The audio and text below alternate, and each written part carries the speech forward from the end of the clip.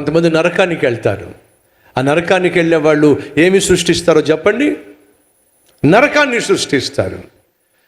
ఇంట్లో నరకాన్ని సృష్టిస్తారు, నెమ్మది లేకుండా చేస్తారు, ఎప్పుడు చూసినా గొడవ పడతారు, గిల్లి కజ్జాలకు దిగుతారు, అర్థం పద్ధం లేకుండా ప్రశాంతతను పాడు చేసేసుకుంటారు. వీళ్ళు నరకానికి వెళ్ళేవాళ్ళు వాళ్ళు ఉన్న చోట నరకాన్ని సృష్టిస్తారు. మా పరలోకానికి వెళ్ళేవాళ్ళు వాళ్ళు ఉన్న చోట పరలోకాన్ని సృష్టిస్తారు. అలా చూస్తారేంటి మీరు? ఇంతకీ మీరు ఎక్కడికి వెళ్తున్నారో చెప్పండి. చూసారా, డౌట్ వచ్చింది మీకే. నరకానికి వెళ్ళేవాళ్ళు నరకాన్ని సృష్టిస్తారు. మరి నేను ఇంట్లో నరకమే సృష్టిస్తున్నాను, ఇప్పుడు ఎక్కడికి వెళ్తారని అంటే ఏం మాట్లాడతాము?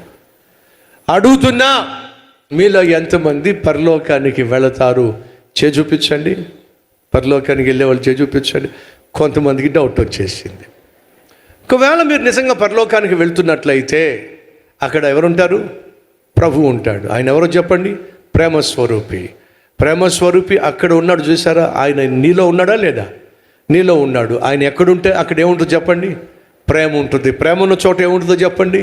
పరలోకం ఉంటుంది.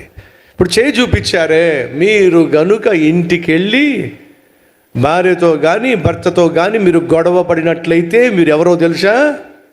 నరకాన్ని సృష్టిస్తున్నా నరకానికి పోయే మరి ఏమంటారో నరకానికి పోయేవాళ్ళు. ఇంకా ఇంతకంటే నేనేం మాట్లాడతాను చెప్పండి. ఇప్పుడు చూద్దాం ఏం చేస్తారు ఇక్కడ నుంచి మీరు. అమ్మ సహోదరిలో, మీ ఆయన కనుక ఇంట్లో గొడవ పడ్డాడంటే అడిగిపోతాడు చెప్పండి? అడిగిపోతారు. మరి మీరు కనుక ఇంటికి వెళ్ళి గొడవపడి అనవసరంగా మాటి రాద్ధాంతం చేస్తుంటే మీరు ఎక్కడికి వెళ్తారు? నరకానికి పోయేవాళ్ళు నరకాన్ని సృష్టిస్తారు ఇంట్లో. పరలోకానికి వెళ్ళేవాళ్ళు పరలోకాన్ని తమ ఇంట్లో సృష్టిస్తారు. లోకానికి మీరు వెళ్ళబోతున్నట్లయితే ఇంట్లో ఏం చూపించాలి? ప్రయత్నం చేయండి. కుటుంబాన్ని నరకంగా మార్చుకోకండి.